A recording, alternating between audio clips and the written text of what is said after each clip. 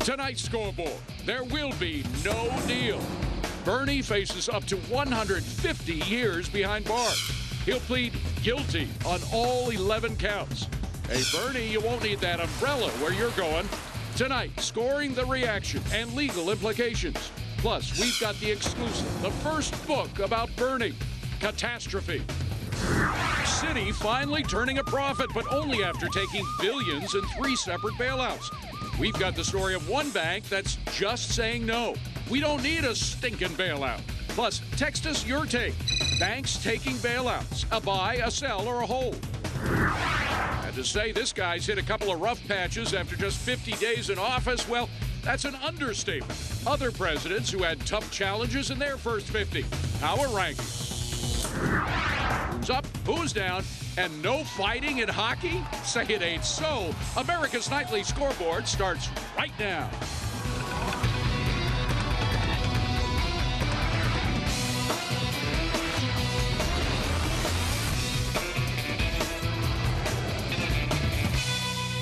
Joining us tonight's panel, we have Al Reynolds. He is a financial professor at Florida Atlantic University and CEO of Champion Advisors. Rod Kurtz is a senior editor at Inc. magazine, and Victoria Barrett is Forbes' associate editor. She joins us from San Francisco. So, Al, yes. Once again, you have proof positive sitting to my left here that the market wasn't frozen, that, in fact, things hadn't reached that crescendo that the government claimed it had. We were being misled a little bit. Well, I think, like you said before, we were in uncharted waters. And, when you tag uncharted waters with a sense of urgency and the panic that we were experiencing in the pullback in the market, that is, I think, what really started the whole TARP thing. And that's the reason why they wanted a lot of different banks to participate.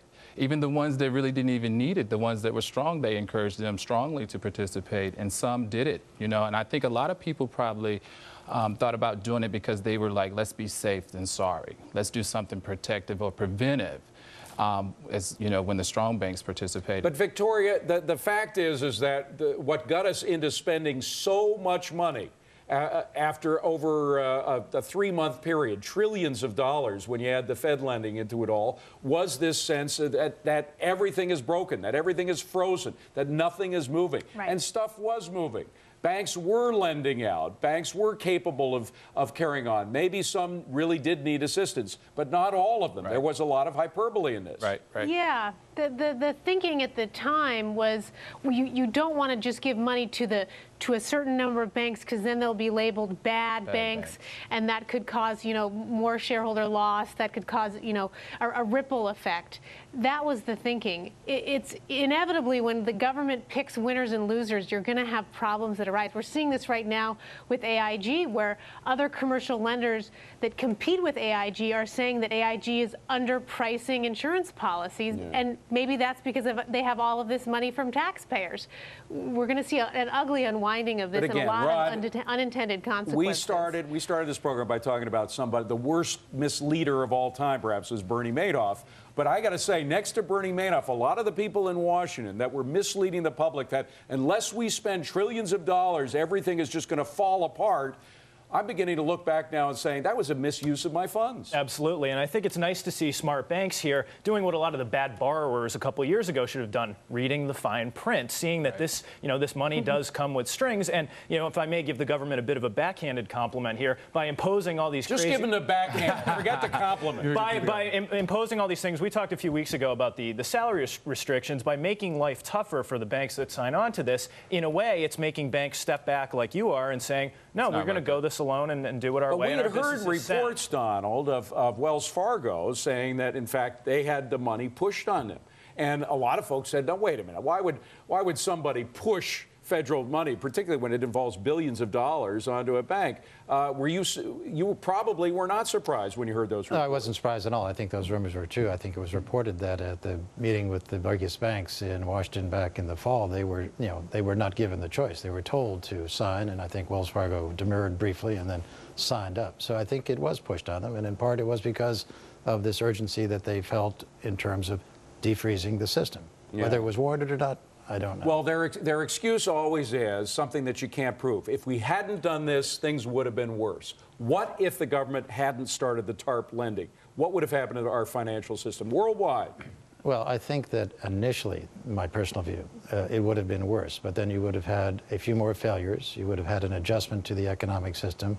The markets do work. Then there could have been a solution short of the spending that we're engaging in now. And Al, in the meantime, we lost $78 billion of the first tranche, according to Elizabeth Warren, the woman who's overseeing the TARP lending process. $78 billion out of the $280 billion or so that was lent out in the first tranche was either misspent or just gone, just disappeared? You know, I think, I'm going back with that theme that, we were being a little bit preventive, but I think also TARP was developed also to inject some confidence and trust back into a market that many consumers were losing confidence and trust with. So this was like a safety blanket in a essence. And, for many banks, even the stronger banks as well as the weak banks, it kind of propped them up. But $1 trillion safety blanket? I mean, frankly, that sounds a little too expensive for a safety blanket. And it's a very expensive lesson, but I think, Donald, you said something very interesting, which I hope is at least one takeaway from this situation about lending to small businesses and having some of these relationships, knowing where that money is going. That's what we lost sight of. That's why we had so many bad loans out there. And to your point, David, about the money that keeps flowing, it's because of those good banking relationships. Well, Donald Glaskoff, our hats off to you. Congratulations for going it on your own. Would that more banks did what you're doing. The Park Avenue Bank, Chairman of the board, thanks a million for being here. Thank you for having me. Please come back and see us again. Be happy to. And we want to know what you think. Bankers like Don who just say no to TARP money, are they a buy, a sell, or a hold? Text your answer to 369-249. Coming up on deck, you think President Obama's first 50 days have been tough? Well, he is in good company. Power rankings of presidents who had a real tough time in their beginning.